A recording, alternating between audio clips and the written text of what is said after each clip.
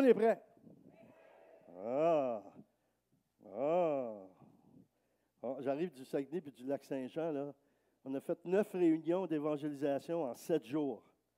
Je vous donne un ordre d'idée de ce qui s'est passé là. Je vous donne juste une soirée. On était dans une église catholique avec des charismatiques et des évangéliques et des pasteurs. Et j'ai dit aux gens, si vous n'avez pas la certitude que si vous mourrez tout de suite, vous allez au ciel, je vais arranger ça pour vous.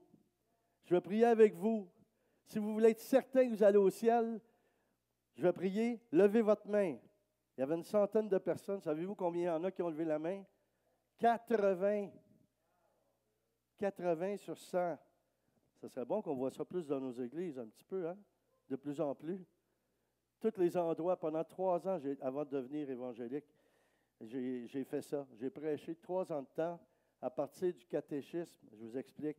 Il y a un catéchisme qui a été réédité, qui a été demandé par le pape Jean-Paul II. C'était une bonne idée qu'il y avait parce que c'était pour que les catholiques soient plus dans la parole de Dieu. Et ça venait, au lieu de dire ça, on pourrait laisser faire ça, ça on pourrait laisser faire. Il a plutôt amplifié dans le sens qu'il a mis les paroles vraiment bibliques sur certaines choses. Je vous donne un exemple de ça. Le purgatoire. Le purgatoire, c'est écrit dans le catéchisme catholique. Ce n'est pas un endroit, c'est un état de purification de l'âme. Est-ce que vous croyez que c'est ça? Oh, vous n'avez pas de l'air sûr, là. Il n'y en a pas de purgatoire, c'est ça que ça veut dire.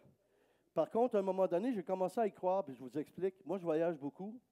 Et je peux vous dire que c'est peut-être possible, là, mais ce n'est pas fondé sur une doctrine très forte. Le purgatoire, là, ça commence à 2h30 sur le boulevard des Caries à Montréal. Quand vous êtes pris dans la circulation, ça vous purifie. Tout ce qui nous dérange commence à sortir dans cet endroit-là. Mais en dehors de ça, écoutez bien ce que j'ai reçu. J'ai dit à nos frères catholiques, parce que ce sont nos frères, là. Moi, j'étais là, j'ai été sauvé là, en bonne et due forme, le 10 octobre 1979. J'ai été baptisé du Saint-Esprit. Et j'ai été porteur d'une onction du Saint-Esprit. Pas qui venait de Toronto, pas qui venait de nulle part d'autre que du ciel, directement, je l'ai reçu chez moi.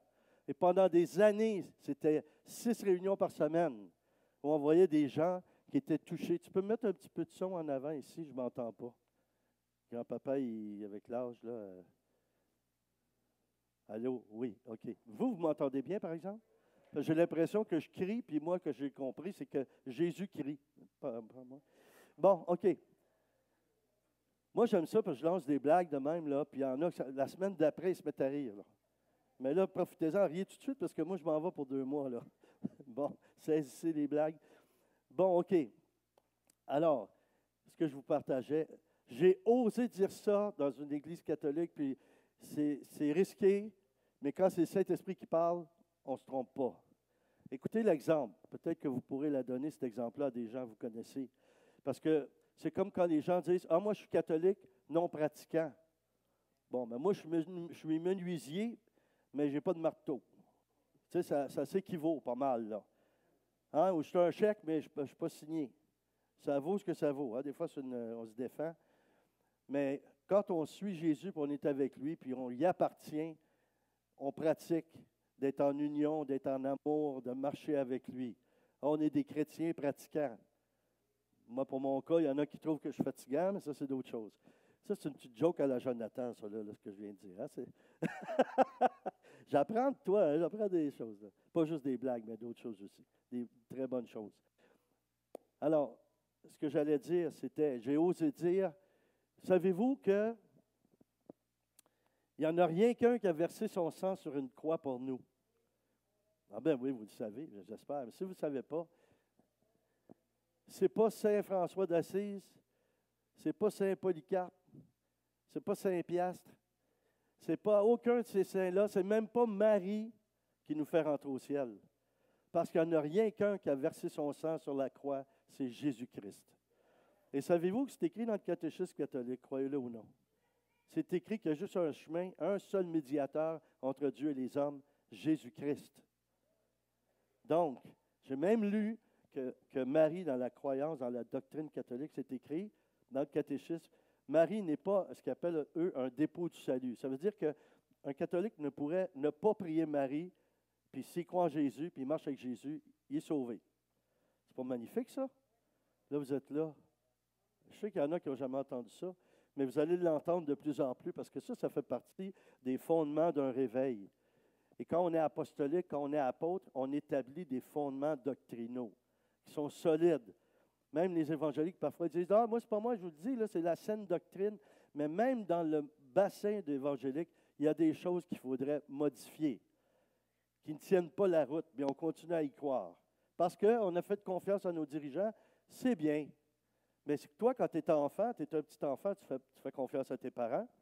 Mais à un moment donné, tu deviens adolescent, tu te lèves un matin, 13-14 ans, puis là, tout à coup, tu as reçu quelque chose de particulier, une révélation de connaissance.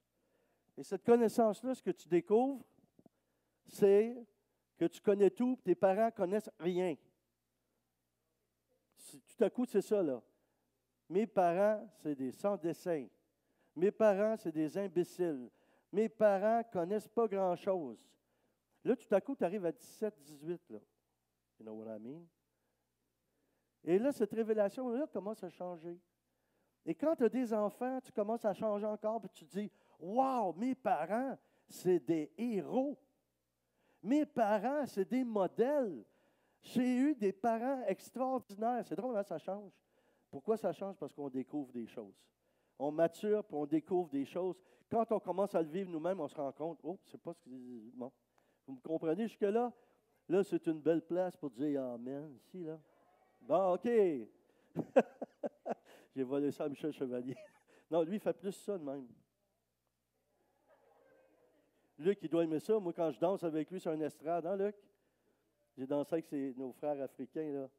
Ils ne s'attendaient pas à ça. Oh! Il était traumatisé un peu. Pas parce que je danse bien, c'est parce qu'il ne s'attendait pas que je pourrais danser. Tout court, c'est comme ça. Alors, le message de ce matin, je vais essayer de... On est fait pour le succès. Tournez-vous et dites ça à votre frère ou votre soeur à côté de vous autres. Je suis fait pour le succès. Là, il y en a qui en rajoutent. Toujours pareil, hein? On est fait pour le succès. C'est pas long à dire, ça, là. Bon, il y en a un qui dit à l'autre, on est fait pour le succès. Tu vas dîner où, toi, puis qu'est-ce que tu manges, toi? Je ne sais pas. Bon, OK. Fait pour le succès. OK, dans la parole de Dieu. Je vais vous parler avec la parole de Dieu quand même un peu, là. Parce que là, il me surveille en avant, là. Psaume 1, verset 3. Psaume 1, verset 3. Heureux l'homme qui ne marche pas selon le conseil des méchants, qui ne s'arrête pas sur la voie des pécheurs et qui ne s'assied pas en compagnie des moqueurs, mais qui trouve son plaisir dans la loi de l'Éternel et la médite. Ah, jour et nuit, oui. Les méchants sont ceux qui murmurent. Les méchants sont ceux qui murmurent. Quand on voit les méchants, ceux qui murmurent, ceux qui critiquent, ceux qui réussissent. Quand vous commencez à réussir dans quelque chose, là, il y en a que, tu sais, c'est comme le diable, il est assis sur le bord de la chaîne de trottoir, là, puis il regarde la parade passer. Puis il commence à faire des commentaires. Là. Il y en a qui sont comme ça. Ah, moi, si je jouais du tambour, c'est pas comme ça que je jouerais, puis je ferais ça comme ça. Mais tu dis, embarque dans la parade, viens. Ah, non, aujourd'hui, là, je ne suis pas en forme pour ça. Là. Ben, en anglais, je ne sais pas comment on dit ça, mais moi, je dirais ça comme ça. En anglais, c'est zip it. Savez-vous ce que ça veut dire, zip it? Velcro, schrouch. T'es mieux de te fermer qu'à dire quelque chose de négatif. Savez-vous que même au niveau neurobiologique, ce psychologue avec qui ma femme travaille, un psychologue croyant, il a dit que ça renouvelle, ça rafraîchit nos neurones quand on dit des choses positives. Sans le Seigneur, là, juste naturellement. Y a-t-il rien de plus plate que d'avoir du monde autour de toi qui murmure, qui critique, puis s'il parle contre quelqu'un, c'est important de l'arrêter et de dire non, regarde, moi, je ne suis pas intéressé à ça. De toute façon, un jour, s'il fait ça avec toi, il parle de d'autres, il va parler de toi un jour. C'est ça qui va arriver. Hein? Toutes sortes de choses. Fait qu'il faut avoir des belles choses qu'on dit. C'est pour ça que Dieu, il a tout préparé, il a tout créé. On appelle ça la louange. On le loue, on le remercie pour toutes les choses. Je ne sais pas si vous connaissez cette histoire-là. J'ai vu ça sur Facebook, je la trouvais drôle. C'est une femme chrétienne, quand elle ouvre la porte de chez elle, c'est l'été, puis elle commence à louer le Seigneur. Alléluia! Merci Seigneur! Je n'ai pas d'épicerie, mais je sais que tu vas pourvoir. Je n'ai rien à manger, mais je sais que tu vas pourvoir. Tu es un Dieu qui pourvoit. Je te loue, je t'adore Seigneur, je t'aime Seigneur. Et son voisin, c'est un athée. Alors lui, il regarde à travers les bosquets, puis il la voit, puis il dit, ah, moi je vais y jouer un tour, moi. Elle va voir que Dieu n'existe pas. Il s'en va à l'épicerie, il s'en va acheter une belle épicerie, toi. Puis là, il attend. Elle rentre dans la maison, puis là, lui, il met ça sur le pas de sa porte de maison. Puis là, il se cache en arrière des buissons, puis il attend qu'elle vienne. Elle ouvre la porte, elle voit ça. Alléluia, gloire à Dieu. Merci Seigneur d'avoir pourvu à l'épicerie. Fait que lui, il se dépêche, hein, puis il ouvre les broussailles, puis il dit, c'est pas Dieu, ton Dieu n'existe pas. Il dit, tu sais que je t'attends. Il dit, Dieu n'existe pas, c'est moi qui ai acheté l'épicerie, qui l'a mis là. Elle continue, Alléluia, gloire à Dieu. Béni soit ton nom, Seigneur. Merci pour l'épicerie d'avoir pourvu, puis c'est le diable qui a payé en plus.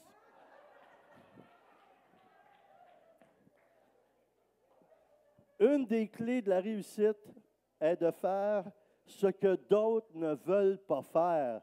Moi, j'appelle ça se salir les mains. Vous savez, dans les ordres monastiques, moi, je voulais devenir moine quand j'ai connu le Seigneur. Je cherchais les charismatiques catholiques. J'ai été étudier ça. Puis, croyez-le ou non, oui, je suis capable de passer beaucoup de temps dans le silence. J'ai écrit un livre sur ça, justement. Comment rencontrer le Seigneur dans le silence. Mais, vu que je parlais trop, ils n'ont pas voulu me prendre. Parce que si j'avais été à Saint-Benoît-du-Lac, pas loin ici, là, il aurait changé ça pour Saint-Daniel qui parle du lac. Donc, il ne faut pas avoir peur de salir les mains. Dans les ordres monastiques, là, il y a des siècles de ça. Quand ils voulaient tester quelqu'un pour savoir s'il était appelé à être dans les moines, ceux qui priaient, ils faisaient laver les toilettes pendant à peu près 3 semaines de temps. Et s'ils passaient ce test-là, là, il y avait un autre échelon. Donc, c'était pourquoi? C'était pour voir s'il était capable de faire quelque chose qu'il n'avait pas le goût de faire. Ils font ça dans l'armée, ils appellent ça briser quelqu'un. Mais dans le Seigneur, c'est pareil, là. Parce que si tu veux être capable de tenir, hein, il faut que tu passes certaines épreuves, certains tests. Et ce n'est pas les pasteurs qui font passer les tests, ce n'est pas des gens qui vous font passer des tests, c'est Dieu lui-même. Mais il utilise des personnes. Il utilise des personnes. Donc, soyez prêts à vous salir les mains. Soyez prêts à faire des choses que vous aimeriez peut-être pas faire, mais vous savez que vous êtes sous le regard de Dieu. Et si vous obéissez, il va vous donner des promotions. Vous allez graduer. Est-ce que vous me suivez jusque-là? OK, dites après moi, je vais graduer. OK, je vais vous parler que vous aimiez ou vous n'aimiez pas. Là. Des fois, là, on nomme des noms, on dit des noms comme ça de personnes, puis on fait « Hi! » Bon. Benny Hinn. Benny Hinn. Je ne vous ferai pas répéter son nom. Il y en a qui ne voudront même pas le prononcer, je le sens. J'ai eu l'occasion de travailler avec lui, de le connaître un peu. Et puis, c'est de savoir d'où il part. Quand on voit des prédicateurs comme ça, américains, avec des grands ministères, c'est facile de porter des jugements. J'en ai porté, moi, des jugements, mais quand tu étais assis à côté de lui, là, il y a quelque chose qui se passe qui est un peu différent. Alors, Benny Hinn est devenu ce qu'il est en prenant un chemin d'humilité. Je ne sais pas si vous avez connu cette grande dame-là, qui était un exemple pour lui, Catherine Coleman. C'était une thaumaturge. Là, vous allez dire, c'est quoi, c'est une sauce à tomate? Non. Thaumaturge, vous allez voir dans le dictionnaire, ça veut dire personne qui fait des miracles ou qui prétend faire des miracles. Alors, c'est une femme qui ne prétendait pas, elle en faisait des miracles au nom de Jésus. Pas en son nom, mais au nom de Jésus. Et Benny Hinn, elle faisait des grandes réunions dans des stades et dans des grands amphithéâtres. Benny Hinn a commencé par être dans la chorale, puis il transportait ses cahiers de chant. Il a commencé comme ça. Il y a beaucoup de gens qui ne savent pas ça. Ils pensent que du jour au lendemain, il est arrivé en avant, il a commencé à faire ça. Et c'est dangereux de porter des jugements sur qui que ce soit. Pas juste des hommes de Dieu, des femmes de Dieu, n'importe quelle personne. Moi, un matin, j'avais mal à l'épaule. J'ai fait un faux mouvement avec une valise dans ma voiture. Et là, j'ai commencé à avoir mal au bras. Ça a duré une semaine à peu près. Là, puis ça continuait, ça perdurait. Et j'ai prié pour être guéri. Puis je prie sur les autres, sont guéris. Mais quand c'est pour moi, on dirait toujours que c'est comme Amazon. Là, vous allez me suivre. Là. Vous comprenez ce que je veux dire? Ton colis, tu es sûr que tu vas l'avoir, mais tu ne sais pas quand. C'est vrai. J'avais peur que le Seigneur vienne avec ma guérison, il la mette sur le pas de ma porte, prenne une photo, puis s'en aille en courant. Tu sais, s'il y avait bien de concept que Amazon, là. Bon. Puis, j'avais mal au bras, donc je ne pouvais pas dormir. Puis, je fais très rarement ça, là, si vous connaissez ma femme, Manon. Je ne fais pas ça aller coucher sur le divan, à moins qu'on se dispute, mais on ne se dispute pas, nous autres. On appelle ça des discussions pastorales. Alors, j'avais mal au bras, je prends mon oreiller, je m'en vais dans le salon, et je m'assois, puis j'ouvre la télévision, je me suis dit, j'ai pris, comment on appelle ça spirituellement, une Tylenol. Oui, c'est ça. Mais le Seigneur n'est pas contre les médicaments, là. C'est sûr qu'il ne va pas qu'on le remplace par ça. Mais il faut se servir de notre intelligence aussi un peu, là. Tu pries, puis si ça ne s'en va pas, bien, le Seigneur, il dit, bien là, on va prendre quelque chose, puis bon, je vais agir à travers ça. C'est lui qui a créé toutes choses. Il a créé les médicaments, il a tout créé, là. À moins que ça soit chimique, là, puis même encore. Alors là, je m'assois là avec mon oreiller. Et puis, j'ai dit, tiens, je vais écouter quelque chose d'ennuyant, quelque chose qui va permettre que je m'endorme. Alors, je commence à écouter un documentaire sur la sécurité routière. Je commençais à trouver ça un peu intéressant, quand même. Puis là, j'ai commencé un petit peu à m'assoupir. Là, j'ai dit, ah oui, Seigneur, merci. Je vais pouvoir retourner dans mon lit. Je mets mes mains sur mon oreiller. Tout à coup, j'entends une musique qui commence à 6h30 du matin. This is your day. Puis là, je voyais Benny Hinn. Bon, là, j'ai fait, je ne savais pas qu'il passait à cette heure-là, lui. Là, je commence à écouter. Mais là, je n'ai pas aimé ça parce qu'il venait de changer sa façon de se vêtir. Avant, c'était habit, cravate. Là, tout à coup, je le vois habillé de blanc, col Mao, là, comme ça. Bon. Et puis, là, je me suis dit, il se prend-tu pour un pape protestant, lui? Moi, ça, c'est l'appel de Dieu. Si le Seigneur répond, si ce n'est pas lui, raccroche.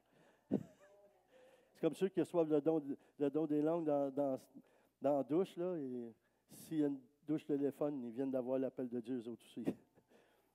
Alors, je me dis, je porte un jugement sur lui, je me dis, il se prend comme un genre de pape, je ne sais pas trop, là. Bon. L'émission commence.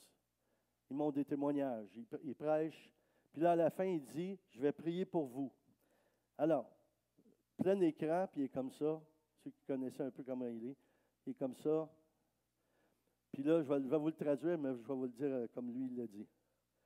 There's a man of God right now that's listening to me. And at the beginning of the show, you had a judgment against me. You have to repent. OK? Alors, je vous traduis en français. Je me suis trompé de langue, ça c'est en chinois. Il a dit, il y a un homme de Dieu qui est assis sur son fauteuil de salon avec son oreiller à gauche de lui, qui a porté un jugement sur moi au début de l'émission à cause de mes vêtements. Il a dit, repens-toi, puis si tu te repens, je vais guérir ton bras au nom de Jésus. Est-ce que vous pensez que je me suis repenti? Et très rapidement. Hey, tu as un monsieur qui parle dans la TV, là, puis tu es dans le salon chez vous, puis il dit exactement ce qui se passe. J'ai presque offert un café, tellement que je le sentais proche. Mais je vous dis sincèrement, sans rigoler, là, j'ai senti un engourdissement dans mon bras, puis la douleur a complètement parti. Puis le Seigneur m'a dit une petite parole très simple, parce qu'il me parle avec le langage. Dieu est censé nous parler. Il nous parle avec le langage que nous avons. La façon dont tu t'exprimes, il va te répondre pour que tu comprennes. C'est un ami, quelqu'un qui est intime avec toi. Il n'est pas un Dieu loin qui est assis sur un trône, puis avec le Père, il a les bras croisés, puis « Ah, regarde, c'est souffle, hein? Tu vu le petit ami qu'on a envoyé? C'est pas pire, hein? Tu veux ça? Il n'est pas comme ça, Dieu, là. Du tout. Ça, c'est nous autres qui interprétons ça.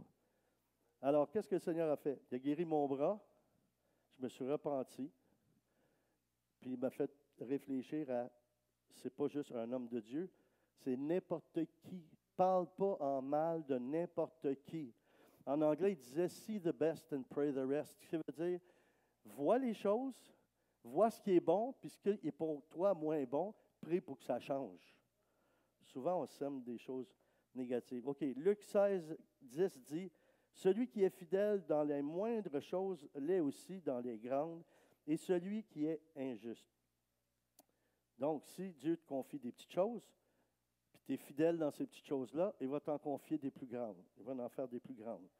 Je vais vous parler de quelque chose, je ne veux pas vous mettre l'appétit, là, on n'est pas rendu à l'heure du dîner, mais ça se peut que je déclenche de quoi. Moi, ça m'arrive des fois de lancer des noms d'aliments ou de restaurants. Il y a une fois, j'ai fait ça, j'ai parlé de pizza, puis de l'autre côté de la rue de l'amphithéâtre, il y avait une pizzeria. Là, il y avait une pause entre les deux, il y avait le dîner, puis ce soir, ça continuait. J'ai décidé d'aller manger de la pizza. J'avais parlé de pizza pendant la prédication. Là, je traverse la rue, puis j'arrive après les autres. C'était plein, j'avais plus de place. C'était tous des gens qui étaient à la conférence, qui avaient pris la place. Là, maintenant, je fais attention. Mais là, aujourd'hui, je sais ce que je vais manger, donc je peux me permettre de vous dire ce que je vais vous dire. Je vais vous parler du colonel Sanders. OK?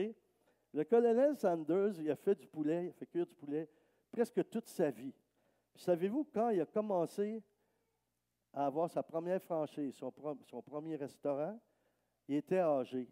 Parce que si vous avez vu sur le baril qui tourne, là, on voit un monsieur avec des cheveux tout blancs, une petite moustache, là. Il n'y avait pas 50 ans là, sur cette photo-là. Donc, il était plus vieux. Et moi, je veux juste vous encourager puis de dire à ceux qui sont plus vieux aussi, il n'y a pas d'âge pour réussir. Qu'importe l'âge que tu as, tu peux réussir à l'âge que tu as. Des fois, on pense, je suis rendu trop vieux. Là, hein? Je sais qu'il y en a qui ne pensent pas comme ça ici. Hein, monsieur, je ne vous dirai pas votre nom, là. Mais il a 92 ans puis il prêche encore. Lui, c'est un homme qui a une réussite. Une belle réussite avec son fils aussi. Ah oui, alléluia. Le psaume 1er dit, verset 2, « Mais qui trouve son plaisir dans la loi de l'Éternel et qui la médite jour et nuit. » Qui trouve sa joie dans l'Éternel? Le colonel Sanders, là, c'était un chrétien. Moi, j'aurais aimé ça avoir une église pas loin de chez lui où il aurait donné sa dîme, en tout cas. Parce qu'imaginez l'argent qu'il faisait. Hein? Il y en a qui disent, il est décédé, il est parti comme un petit poulet. Je ne sais pas si ça se dit, ça. Mais bon. Mais c'était un homme qui aimait Dieu. C'était un homme qui témoignait de Dieu. Savez-vous, je vais vous dire quelque chose. Je vous fais une prophétie. Là. Écoutez bien ça. Là. Je suis sérieux. Je ne suis pas toujours en train de faire des blagues. Là. Je vous donne une prophétie. Le Québec, là, on a été gardé pour les temps de la fin. Le plus grand mouvement du Saint-Esprit, ça a été prophétisé plusieurs fois dans le monde entier. Le Québec, on est comme les Gaulois, nous autres, la fin. Là. On arrive à la fin, là, puis Dieu va nous envoyer partout dans le monde entier pour déclencher des feux de réveil. Dans ma propre vie, c'est déjà commencé. Il y en a que je connais. Vous connaissez peut-être Michel Chevalier, Michel Allard. Bon, il y a moi, il y en a d'autres aussi qui vont dans d'autres pays. Ici aussi, Jonathan. On se promène, Dieu nous envoie, puis il y a des feux de Dieu, d'amour de Dieu qui commencent. Et de plus en plus, comme dans le temps qu'on était jeunes, 98% des gens allaient à la messe, puis s'ils n'allaient pas à la messe, bien, ils étaient protestants, puis ils allaient à l'église, là, un des deux. Les gens nous disaient ça. « Ah, tu t'en vas à la messe, je vais y aller avec toi. » Mais à un moment donné, ça a changé dans les années 60. C'était « Hey, tu vas à la messe, tu crois encore en ça, pourquoi tu portes ça dans ton cou? » C'est fini ce temps-là. Mais savez-vous que là, ça s'en vient, que ça va recommencer. Ça va être le contraire qu'on va dire « Ah, tu ne vas pas à l'église, toi? » On va dire « Non. » Là, tout à coup, on dit « Ben, je pourrais-tu y aller avec toi? » Il va y avoir vraiment des conversions massives. C'est commencé dans le monde entier. Il y a beaucoup d'endroits, nous, on est allés en France, en Belgique aussi, la dernière fois, là, avant les fêtes, 2 mois de temps, il y a eu plein de musulmans qui se sont convertis. Puis, savez-vous ce que Jésus fait? Il leur apparaît.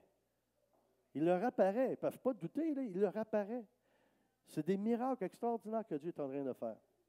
Donc, nous sommes des collaborateurs, des partenaires avec Dieu. Co-créateurs, nous sommes partenaires avec lui. Rien ne vient quand même sans effort.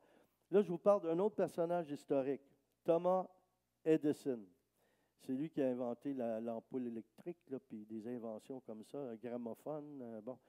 Et lui, il a dit ceci, « Le génie, c'est 1% d'inspiration et 90% de transpiration. » Il faut que tu travailles, il faut que tu fasses quelque chose. Il n'y a rien qui vient tout seul.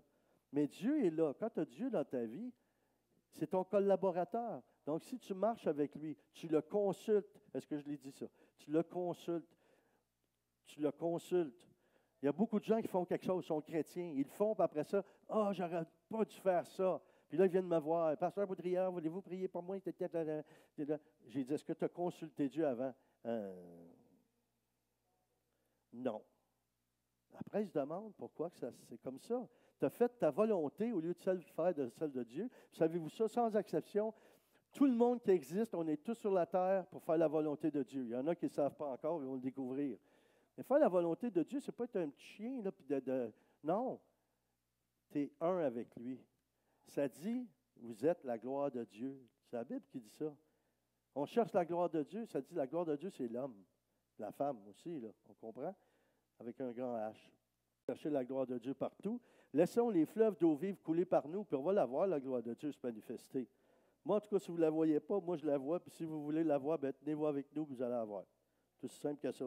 Il ne se passe rien au Québec. Il ne se passe rien au Québec. Tu étais où, toi, en dessous d'une roche? C'est où tu te tiens? Qu'est-ce que tu fais? Avec qui tu es? Mêle-toi au trafic surnaturel. Tu vas voir quelque chose arriver. Je suis allé, il n'y a pas longtemps, je vois un monsieur là, qui me fait penser à ça, chez les hommes d'affaires du plein évangile. 2 fois, en fait, deux fois. Et là, ce que j'entends, la semaine passée, ou le mois passé, on était une trentaine. Là, j'arrive, on est 70, on est 90, puis moi, je prophétise quand Dieu me dit, il faut que tu dises ça. Je leur dis, le mois prochain, ça va doubler. Et ce que j'entends, ça double. Il faut croire en Dieu. Moi, j'ai prié ici que ça double. C'est presque ça, là, comme c'est là. Si tout le monde venait, là, il y en a qui nous écoutent via Internet. Sentez-vous pas coupable, là, mais en tout cas, je suis un peu. Je suis content. Je suis content. Parce qu'au moins, vous nous écoutez. Non, c'est pas ça que je voulais dire. Mais vous comprenez ce que je veux dire. En présentiel, c'est meilleur, non? Est-ce qu'on peut dire ça? En présentiel, c'est meilleur. Bon.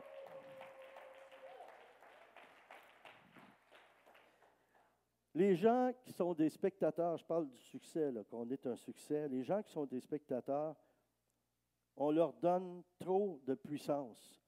Le diable, on y donne trop de puissance. Il y a un petit chant qu'on faisait, « Je suis allé dans le camp de l'ennemi et j'ai repris ce qu'il m'a donné. » Moi, je changeais ça. Moi, je chantais, moi, je disais, « Aller chercher ce que je lui ai cédé. » Des fois, il ne nous l'a pas volé, on lui donne sur un plateau d'argent parce qu'on ne cherche pas. Seigneur, qu'est-ce que tu voudrais que je fasse? Qu'est-ce que j'aurais à faire là? Savez-vous qu'il y a des gens dans le monde là, qui ne suivent pas Jésus puis ils réussissent aussi? Savez-vous pourquoi? Les Juifs, le peuple juif, là, les Juifs, avez-vous déjà vu un pauvre Juif? Moi, je ne l'ai jamais vu, là, mais peut-être que ça existe. Ils doivent les cacher. Mais tous les Juifs, la plupart, là, celui qui disait que c'est un Juif qui avait coulé le Titanic, là, qu'est-ce qu'il avait dit? Il avait dit, c'est un Juif qui a coulé le Titanic. Là. Il a arrêté d'en mettre sur leur cas. Ouais, mais il dit, qu'est-ce que tu veux dire par là? Il dit, ben, écoute, il dit, c'est sûr que c'est un Juif, là, Greenberg, Iceberg, c'est tous des Juifs, ça. La critique et la murmure qu'on fait à notre sujet ne changera jamais qui on est, qui nous sommes, nos talents, nos qualités, ce que Dieu a mis en nous de ses dons. Les gens peuvent critiquer tant qu'ils veulent. Il faut que tu les laisses. J'étais dans le show business avant de connaître Jésus, puis on faisait des critiques. Tu sais, des critiques qui vont dans des restos, ils n'ont jamais peut-être fait un cheese, comment on appelle ça, un grilled cheese. Ils n'ont jamais rien fait cuire, mais ils s'en vont dans les restos. Oh, la sauce était un petit peu trop piquante. Et puis de quoi tu parles, toi? Tu n'es même pas capable de faire un hot dog. Souvent, c'est ça. C'est des gens qui ils vont dans des carrières. Ils auraient aimé être cuisiniers. Ils n'avaient pas assez de talent, fait qu'ils sont devenus critiques de nourriture. C'est toutes des choses de même. C'est la même chose pour nous, les croyants. Ah, tu l'as entendu comment est-ce qu'ils prêchent? Puis Je sais que je ne prêche pas de la même façon que beaucoup de personnes. Mais il y a une chose, par exemple, c'est que je suis moi-même. Et Dieu veut que toi, tu sois toi-même. Tu n'es pas un autre. Moi, on m'avait dit qu'il y avait un autre comme moi qui faisait aux États-Unis. C'était justement Benny Hinn. Puis là, on m'avait baptisé le petit Benny Hinn du Québec. Et quand j'ai vu ça, j'étais allé là, j'ai tout changé. J'ai changé ma façon de m'habiller. Je ne l'imitais pas du tout. J'étais juste comme un peu même tempérament. À un point tel que je regardais ses livres, j'ai lu ses livres. Puis là, ça disait comment il était naturellement. Ah, il y avait sa Bible. Puis là, pour se rappeler de certaines choses, il mettait un marqueur. Saint-Esprit, c'est rouge. Telle autre affaire, c'est jaune. C'était tellement pareil là, qu'il marquait ces choses des mêmes couleurs que moi. ou que lui, vice-versa. Mais j'ai découvert qu'il y a des personnes qui ont différents tempéraments. Puis pour une mission quelconque, Dieu va prendre des gens qui peuvent avoir des tempéraments semblables. D'ailleurs, vous le savez, je le répète à chaque fois, mais quand même, je glorifie Dieu par ça, tout à fait. Là. Puis ma femme aussi, je l'élève à travers ça. On est parents de 7 enfants, puis 17 petits-enfants. Alors ça me fait comprendre clairement que qu'est-ce que la Bible donne comme modèle. Le Seigneur, il ne forme pas des leaders, il forme des pères. Vous remarquerez que l'apôtre Paul, il y avait Timothée avec lui. Timothée, c'était son fils qui l'appelait. Un leader, c'est quelqu'un qui va être en avant, c'est lui qui dirige, puis personne d'autre va le dépasser. Il les tient tout en arrière. Un père, comme un apôtre, il va élever les autres, il va les encourager. Moi, si j'avais un fils, j'ai des fils, mais je veux dire, s'il y en avait eu un qui joue au hockey, il aurait été très bon, là, meilleur que moi. Pas difficile, mais quand même, il aurait été meilleur, très bon, là. Même le coach et les autres auraient dit à lui, il est très bon, là. Bon. Moi, j'aurais été fier. J'aurais été dans les gradins. J'aurais dit, hey, c'est mon fils, là. Celui qui vient de carrer, là, c'est mon fils, là. J'aurais pas dit, oh non, je suis jaloux. Ça aurait pu être moi, ou des choses comme ça. Ça, c'est la mentalité d'un père d'élever les autres. Et Dieu veut qu'on soit dans ce modèle-là. Alors, ceux qui croient autrement, moi, je vous dis juste, je regarde, et même Jésus qui a dit, moi, je ne fais rien d'autre que ce que mon Père fait. C'est à sa référence. Alors, Dieu a un plan parfait qu'il va accomplir en vous et à travers vous. Puis plus on fait ce qu'on décide, nous décidons, même si on n'est pas des marionnettes, là. Dieu ne nous a pas créé des marionnettes, on est libre.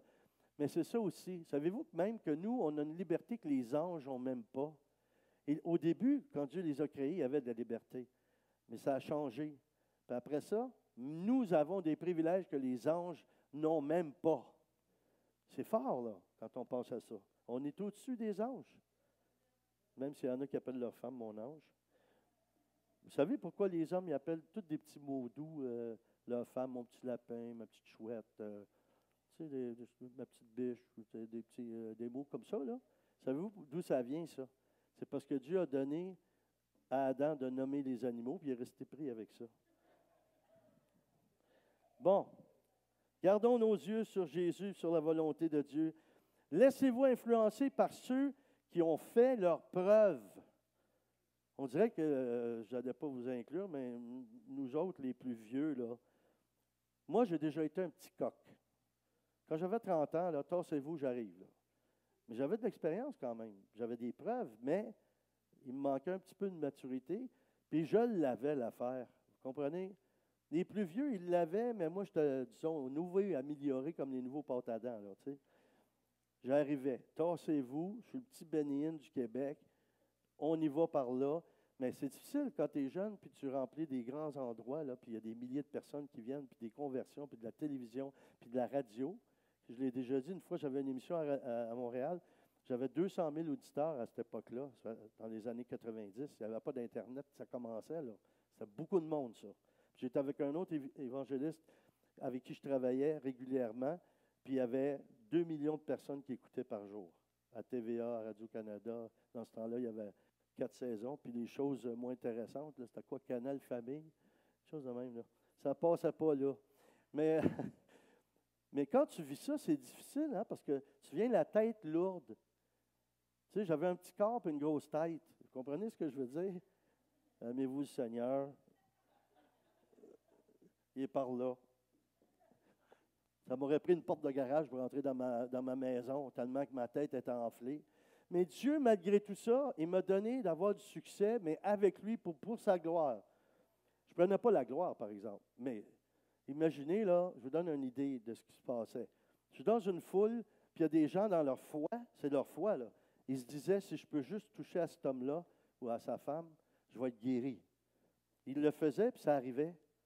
Une fois, ça va, mais quand ça arrive régulièrement, savez-vous que ça, là, cette intimité-là avec Dieu, ça devient, pour l'être humain, épeurant un petit peu. Parce que tu as l'impression que tu es un petit peu comme Dieu. C'est vrai ce que je vous dis là. Ça, là, si quelqu'un a déjà vécu ça, vous comprenez sûrement ce que je vous dis. Comme Jésus, si je peux juste toucher à la frange de son vêtement, mais il y en a qui voyaient les signes, les prodiges, les miracles à travers nous, Puis là, à ce moment-là, il se disait, ben si je peux faire ça, puis il guérissait. Il était touché. Quand j'arrive dans une grande place, c'est en Abitibi, on faisait une tournée. C'était au début, là, attends, comment ça s'appelle? Là? Il y avait un hôtel, une salle de conférence, Confortel, quelque chose comme ça s'appelait, là. Bon, un centre de congrès. C'était plein là-dedans. Je rentre là, il devait y avoir 1500 personnes. Là, il y a une femme qui arrive, tout un peu ébouriffée, là, tu sais. Puis quelqu'un me dit, « Hey, Daniel, cette femme-là, c'est une sorcière. Une vraie, là. Une vraie, là. » Ah, j'ai dit, « Ah oui, ça tombe bien, parce qu'aujourd'hui, elle va être sauvée, elle va être convertie. » « Hein? Une sorcière? » Je dis, « Ben oui. » J'ai dit, « C'est pas plus difficile à Dieu de convertir une sorcière que de me convertir moi. C'est pas plus difficile. Ou n'importe qui d'autre. » Ah, ouais. Là, on commence à jouer, on louait le Seigneur. Un de mes coéquipiers, on aimait ça s'amuser en faisant le ministère, il prend une bouteille d'huile puis il verse ça sur mes cordes de guitare. Ça allait bien. Je vois 2, 3 accords en même temps. Alors, je fais ça, puis le Seigneur, il me dit, huile tes mains, c'est comme la présence de Dieu, l'onction de Dieu qu'on appelle l'onction, l'huile sainte. Je mets mes mains comme ça, puis ça me dit, passe tes mains, puis pointe-la. Je fais ça comme ça, puis je fais ça. Là, le Seigneur, on la sauve au nom de Jésus aujourd'hui. Elle a tombé en pleine face. Elle s'est levée de là pendant la réunion, là. Je suis certain qu'elle ne se souvenait plus de son numéro d'assurance sociale, tellement que le Seigneur l'avait touchée. Elle s'est assise là, puis là, elle a écouté. À la fin, on a prié sur tout le monde. Tout le monde, vraiment presque tout le monde, là, 98% ont été touchés par le Saint-Esprit. Puis elle, instantanément, elle a donné sa vie à Jésus. Puis elle a parti des groupes de prière. Une trentaine de groupes. La sorcière est devenue, après ça, un instrument de Dieu. Ça fait du bien, hein, d'entendre ça. Alors, s'il y a des sorcières ici ce matin, tu sais, un peu comme les évangélistes. Oui, je vois votre main, est-ce qu'il y en a d'autres? Mais c'est pas ça. Oui, monsieur, je vous vois écumer là-bas. Il y en a un autre là-bas. Ils se font secouer un peu, puis ils se lancent dans les murs. Là. Tu te dis, bon, peut-être que tu as touché à la sorcellerie, toi, ou d'autres choses. OK. Concentrez-vous sur le plan de Dieu. Deutéronome 5, verset 32. Vous ferez avec soin ce que l'Éternel, votre Dieu, vous a ordonné. Vous ne vous détournerez pas ni à droite ni à gauche. Ça, c'est une chose qui est tellement importante quand tu suis le Seigneur. Suis le Seigneur. Vous savez, je ne suis pas pour être négatif. Là. Écoutez-moi bien, je vous dis juste la vérité selon mon cœur. On va mettre ça, là, ça fait une balise. Quand on a vu le mouvement qu'il y a eu aux États-Unis, Asbury, vous avez entendu d'Asbury? Cadbury? Non, c'est correct. Moi, j'ai le secret de la caramel, le Seigneur me l'a donné. Je vous dirai ça plus tard. Je connaissais quelqu'un qui travaillait là, même je vais vous le dire tout de suite. Là. C'est que les chocolats, ils sont comme ça, puis là, ils versent le caramel, puis après, ils mettent une autre couche par-dessus. Là, je suis sûr qu'il y en a que ça a changé votre vie, c'est ce que je viens de vous dire là. Puis il n'y a pas d'extraterrestre mêlé à ça du tout, là. Bon. Mais Asbury, c'est très beau. Kentucky aussi. Arrête, j'ai faim. Mais Asbury, c'est beau. Je crois fermement que c'est le Seigneur, c'est un mouvement du Seigneur. Mais là, on veut voir qu'est-ce qui se passe là. Je vais vous dire un secret. OK, écoutez bien ça, là.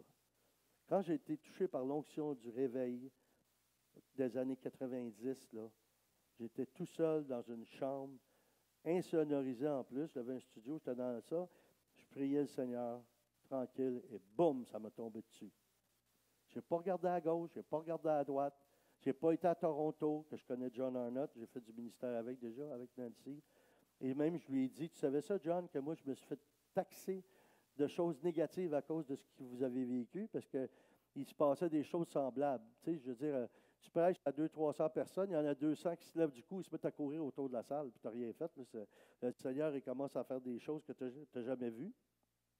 Tu es obligé de mettre de l'ordre, là. Tu sais, tu es obligé, tu n'as pas le choix. Sans ça, c'est dangereux. Il y en a qui étaient couchés par terre, puis les gens ils couraient, puis ils les enjambaient, puis ils ne les touchaient pas. Là. C'était vraiment surnaturel. Il y en a un qui courait au plafond. J'ai dit, hey, c'est assez. Fais comme les autres, descends en bas, reste pas là. C'était interdit de courir au plafond. Fait qu'il a enlevé ses suces qu'il avait pris les pieds. Là. Le diable a une seule mission. Sa mission, c'est de vous voler de votre destinée. Quand vous avez des pensées négatives, c'est l'œuvre du diable. C'est fort là, ce que je vous dis là. vous devez apprendre à vous concentrer sur le Seigneur. Je parle du Seigneur Jésus-Christ, là, pas n'importe lequel. Quand vous traversez des temps difficiles, c'est que Dieu vous a préparé à votre mission. Les épreuves vous préparent à des choses meilleures que Dieu vous a réservées. Il y a deux choses. Amen, oui. Il nous a préparé à deux choses qui se trouvent dans l'adversité. Deux choses. Écoutez bien ça, c'est très, très intéressant. Deux choses. La leçon ou la bénédiction. J'aimerais ça qu'on puisse le redire, ça. La leçon ou la bénédiction. Ce n'est pas d'être centré sur « Ah, pourquoi ça m'arrive? Qu'est-ce que j'ai fait? » Ça, c'est une perte de temps, là. La question, ce n'est pas pourquoi, la question, c'est qu'est-ce que? Qu'est-ce que tu veux m'enseigner? Qu'est-ce que tu veux me montrer? Qu'est-ce que je dois apprendre à travers ça? Sinon, tu vas revenir toujours à la même intersection où tu vas probablement faire le choix de passer par le chemin facile. Le chemin vers Dieu, avec Dieu, c'est le chemin étroit, hein, en passant. Moi, c'est pour ça que je perds du poids de plus en plus, là, pour être capable de passer. Mais la chose la plus importante, c'est de prendre le chemin le plus difficile. C'est-à-dire, ah oui, mais c'est pas le fun. C'est pas le fun tout de suite, mais c'est beaucoup plus de fun après. Parce que si tu tournes en rond, tu reviens toujours, même décision. Puis vous allez remarquer, pourquoi ça m'arrive tout le temps, ça? Pourquoi tu mets du monde comme ça sur ma route? C'est toujours le même genre de personne. On dirait que j'essaie, je fais mon possible. Savez-vous qu'il y a des gens dans votre vie, là, je vais le dire un peu, mais qui sont toxiques. Ils sont toxiques. Ce n'est pas parce qu'on ne doit pas les aimer. Dieu veut qu'on aime tout le monde. Sauf s'il y a des personnes qui nuisent à votre marche avec Dieu. Ce n'est pas d'être dans un esprit religieux ou sectaire. Mais si quelqu'un ne veut pas, là, par lui-même, il ne veut pas changer, puis il continue toujours, c'est toujours du négatif, puis as-tu vu à cette église-là ce qu'ils font, puis as-tu vu cette église-là ce qu'ils ne font pas, puis keep your eyes on the Lord. Gardez vos yeux sur Jésus. C'est là que ça se passe. Vous ne pourrez pas arriver devant le Seigneur puis dire, Seigneur, moi en tout cas quand je vais être jugé, on va tous être jugés en passant. Dieu est bon, Dieu est amour, mais Dieu est justice aussi. Alors, tu arrives devant le Seigneur, moi je le sais déjà, qu'est-ce que je vais dire.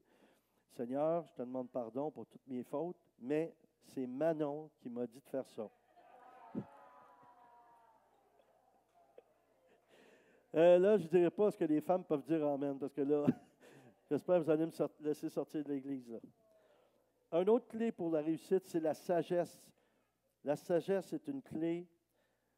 Ça vous donne de prendre des décisions éclairées. Dans Jacques 1,5, ça dit, si quelqu'un d'entre vous manque de sagesse, qu'il la demande à Dieu, qui donne tout simplement et sans reproche, et elle lui sera donnée. Dites, si je la demande, je vais l'avoir. Et la sagesse, il y a un lien avec la crainte de Dieu. Elle apporte la réussite. S'assurer que les décisions que nous prenons sont en accord avec la volonté de Dieu. Proverbe 1,7 dit, la crainte de l'Éternel est le commencement de la science. Parfois, c'est écrit le mot sagesse aussi. Les insensés méprisent la sagesse et l'instruction. Souvent, nous, comme ministres de Dieu, il y en a qui viennent prendre conseil auprès de nous. Et nous, il faut leur apprendre à rentrer et à marcher dans une maturité, d'être autonome, d'être libre, pas dépendre de nous, mais dépendre de Dieu. Et parfois, ce n'est pas ça qu'on veut. Savez-vous pourquoi? Parce que quand on prend une décision, on va voir notre pasteur ou un homme de Dieu ou une femme de Dieu. Là, on dit, ah ben, c'est pas de ma faute, c'est lui qui m'a dit de faire ça. Mais non, mais sais-tu que même quand tu vas passer en jugement devant Dieu, tu ne pourras pas dire, ah, c'est le pasteur Boudria qui m'a dit de faire ça. Ça ne passera pas, là. Ça ne passera pas. Donc, deux mots que je sais que vous allez raffoler, c'est sûr, là. Les épreuves et la souffrance. Là, vous n'avez pas le goût de dire amen, je suis certain. Là. Deux, trois qui l'ont dit. Une fois traversé, par exemple, ça vous accorde des promotions, des bénédictions de la part de Dieu. Donc, ça vaut la joie de passer par les épreuves. Okay? Ceux qui vous jalousent et vous envient ne changeront rien aux nombreuses bénédictions que Dieu en réserve pour vous et qu'il a à vous donner. Philippiens 4 dit, Réjouissez-vous toujours dans le Seigneur. Et là, il dit, je le répète, réjouissez-vous. Ah, là, qu'est-ce que j'entends? Pasteur Daniel, là, si tu traversais ce que je traverse, là, tu comprendrais, là, je veux dire, il pense que nous, on n'a jamais souffert, là. Je pourrais vous faire une liste de souffrances qu'on a traversées. Et chacun a la croix à sa mesure. Hein, vous connaissez l'histoire d'un gars qui s'en va en Israël, puis il voit des souvenirs là, qu'il vendait, puis il voit un magasin de croix, mais c'était des grandeurs nature. Là, il rentre là, puis il dit, il met sa croix sur le bord du mur, puis il rentre, puis il va voir le vendeur, puis là, le vendeur du magasin, c'est en Israël, n'oubliez pas ça. Hein, bonjour, mon ami, qu'est-ce que je peux faire pour toi? Là? Il dit, je vais changer de croix. Ah, il y en a plusieurs modèles. Là. Il y a en stainless, il y en a en bois, il y en a en mélamine, il y en a toutes les sortes de matériaux. Il dit, je peux-tu en essayer? Il dit, ça, c'est un bon modèle. Hein, et c'est un styrofoam qu'on appelle. Styrofoam. Il n'est pas pesant, mais tu risques de briser si tu tournes les coins trop vite. Alors, il en essaye une, il en essaye une autre. Puis là, tout à coup, il en prend une, il en met. Il dit, parfait. Hey, c'est excellent. Je la prends. Qu'importe le prix, je la prends. Le vendeur, il dit, non, il ne peut pas te la vendre. Mais il dit, oui, je suis prêt à payer. Il ne peut pas te la vendre parce que c'est la croix que tu as mis à la porte avant de rentrer. C'est à toi, cette croix-là. Donc, on a une croix, chacun de nous, sur mesure. Ce n'est pas trop lourd. Et si c'est trop lourd, c'est parce que c'est toi qui ajoutes du poids dessus. Il y a du poids que Dieu permet pour que tu avances, pour que tu sois capable de faire les combats à faire avec lui, toujours avec lui, mais il l'a fait sur mesure. Ah ben oui, c'est gentil. OK, la persévérance. C'est presque fini. Moi, c'est un week-end, ça me prend. La persévérance, Jacques 1, 2 et 4. Mes frères, regardez comme un sujet de joie complète les diverses épreuves auxquelles vous pouvez être exposés, sachant que l'épreuve de votre foi produit la patience.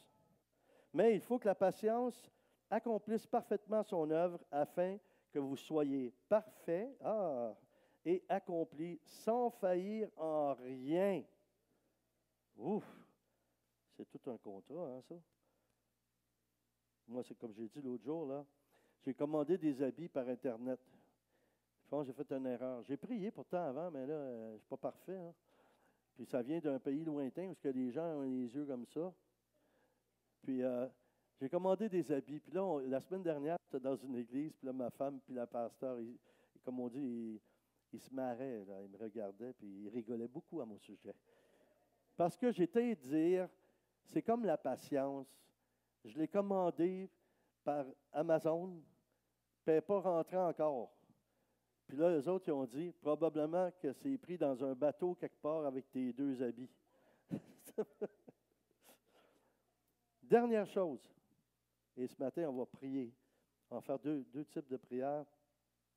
Moi, là, je ne sais pas, là, mais j'avais le goût d'annoncer, mettez vos habits d'amiante. Là, je me sens en feu là, ce matin. Là. Si vous avez soif du Saint-Esprit, là, comme ils disent au Québec, vous allez goûter. Il y en a qui commencent à avoir peur. Il y en a qui venaient, avant de venir à nos réunions, là, ça arrivait, ils disaient, si tu vas là, dans ce groupe de prière-là, là, tu rentres, tu te tiens après ta chaise tout de suite. Là, ils disaient, pourquoi? Il n'a même pas commencé à prêcher ou faire la louange, les gens tombent partout à terre. On les ramassait quand même, là, on les rassoyait sur leur chaise. Mais il y avait toutes sortes de phénomènes surnaturels. Là, puis c'est ça que je désire que le Seigneur recommence. Mais là, il le fait à d'autres endroits, mais je veux qu'il le fasse aussi ici quand on est là. Pas juste par notre ministère, mais celui de l'Église même. Mais déjà, c'est pas pire quand même. Hein? Dieu en fait pas mal ici. Là. C'est bon. Le Saint-Esprit, c'est la personne du Saint-Esprit dont on parle et la clé du succès. Dieu vous a tout donné afin de réussir. Vos qualités, vos talents, vos dons. C'est le Saint-Esprit qui apporte la révélation. Vous avez beau lire la Bible tant que vous voulez. Si vous n'avez pas, j'appelle ça le décodeur. Essaie de te connecter avec des postes sur Internet. Si tu n'as pas le décodeur, tu vas voir, tu n'auras pas grand-chose à écouter. Puis c'est la même chose avec le Saint-Esprit. Tu es chrétien. Le Saint-Esprit est venu te toucher pour que tu donnes ta vie. Il t'a donné la grâce. Mais après ça, pour marcher dans ton salut, ça te le prend encore. Puis il va t'aider à décoder sa parole. Il va t'aider à décoder sa voix à travers les autres aussi. Parce que ça, on est un corps. On fonctionne dans le corps. Donc, c'est le Saint-Esprit qui apporte la révélation. Fraterniser avec lui comme une personne réelle parce que c'est ce qu'il est. Parlez-lui, écoutez, obéissez-lui. Ça, c'est la clé de la réussite. Alors, ce matin, j'ai eu à cœur quelque chose. C'est une suggestion que je vous fais. J'ai eu ça de deux façons différentes. C'est que il y a des personnes que le Seigneur envoie ce matin qui sont libres de prendre une décision et de dire, moi, je veux vivre avec Dieu. Je veux remettre ma vie au Seigneur. Dans des rassemblements, des centaines de fois, j'ai prié avec des gens et je leur disais, est-ce que vous voulez donner votre vie au Seigneur? Vous voulez remettre votre vie au Seigneur? Puis là, ils me répondaient, parce qu'ils ne comprenaient pas, là, ah, je ne veux pas mourir tout de suite. Ben non, tu donnes ta vie au Seigneur. OK, Seigneur, enlève-lui le souffle, là. Non. Mais ce matin, le Seigneur te parle. Il parle à chacun, là. Il veut ton cœur. Il veut ton bonheur. Il veut que tu rentres dans le succès qu'il y a pour toi. Et ce matin, je vais demander à ceux et celles qui voudraient faire une prière avec moi pour dire, je me remets entre les mains de Dieu. Et je vais le suivre. Je vais lire la Bible.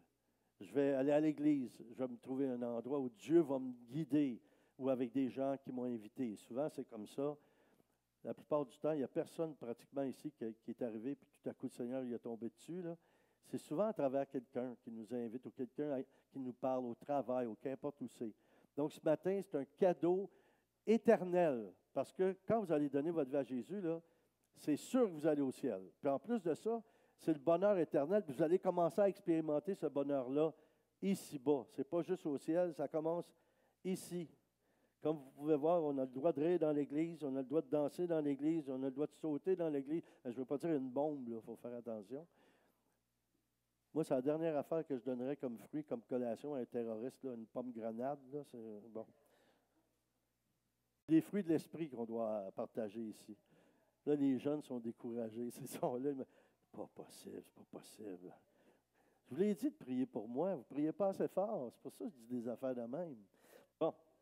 OK, ce matin, solennellement, sérieusement, Nancy, est-ce que tu pourrais me jouer quelque chose? Bien, je vais le mettre plus bas.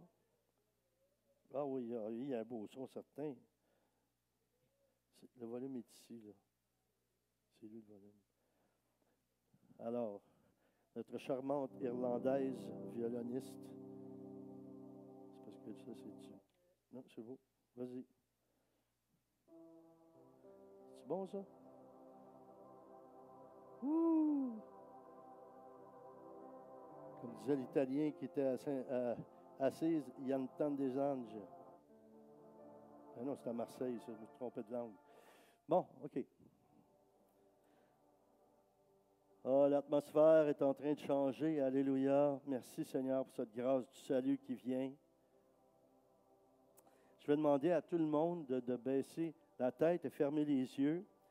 Et ceux et celles qui voudraient ce soir, cet après-midi, ce matin, cet après-midi, oui, de recevoir Jésus dans leur cœur et vivre avec lui, connaître ce bonheur-là pour l'éternité, je vais vous demander de lever la main ces personnes-là. J'en vois au moins 3 que le Seigneur me montre.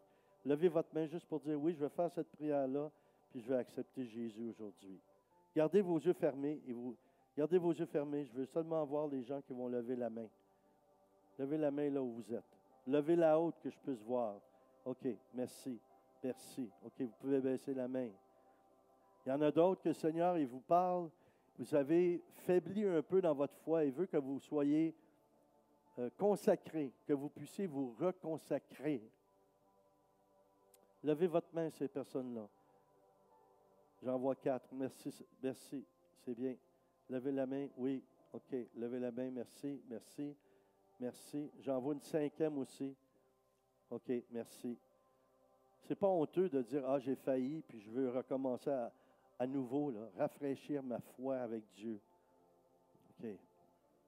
Alors, je vais inviter tout le monde à dire cette prière, même s'il y en a plusieurs que vous avez déjà remis votre vie au Seigneur. On fait ça ce matin, ceux à la maison aussi qui écoutent via Internet, de vous reconsacrer ou de dire, oui, moi je veux vivre ma foi en Jésus-Christ. Alors, je vous invite à répéter après moi, je vais essayer de lire lentement. Seigneur Dieu, je t'ouvre mon cœur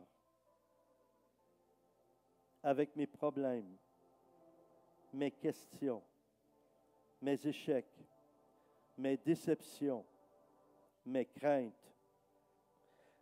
Je reconnais que Jésus, ton Fils, est mort sur une croix pour moi, pour me permettre de vivre une relation personnelle et vivante avec toi. Je crois que son sang versé efface toutes mes fautes et purifie ma vie. Jésus, je me confie en toi. Je te reçois comme le Sauveur et Seigneur de ma vie. Avec ton aide, je prends un nouveau départ. Je veux vivre selon ta volonté. Amen. Est-ce qu'on peut acclamer le Seigneur pour sa bonté ce matin?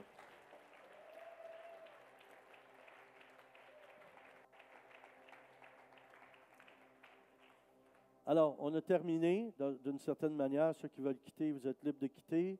Et tous ceux qui veulent recevoir de la prière pour la guérison, moi, en fait, je vais prier sur vous pour une effusion du Saint-Esprit ou un baptême du Saint-Esprit. Et souvent, quand on reçoit de la part de Dieu ça, souvent on guérit dans notre corps. Des fois, il y a des pardons qu'on a besoin de vivre ou de faire. Et Dieu va venir nous guérir à travers le pardon qu'on va faire.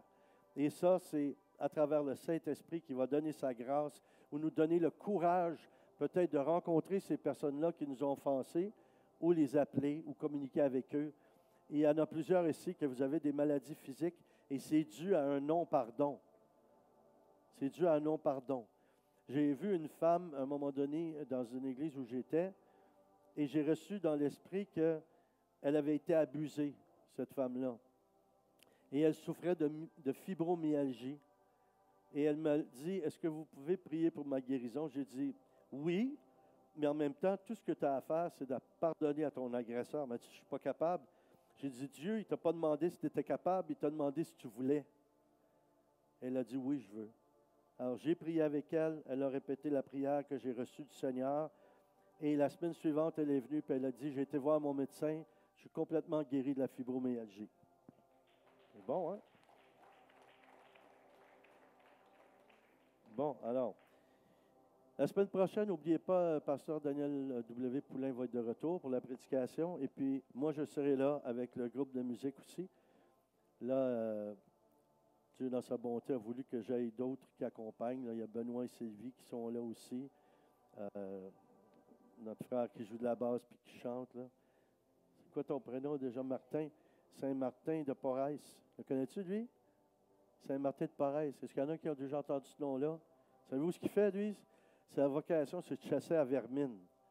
Fait que Martin, merci d'être avec nous.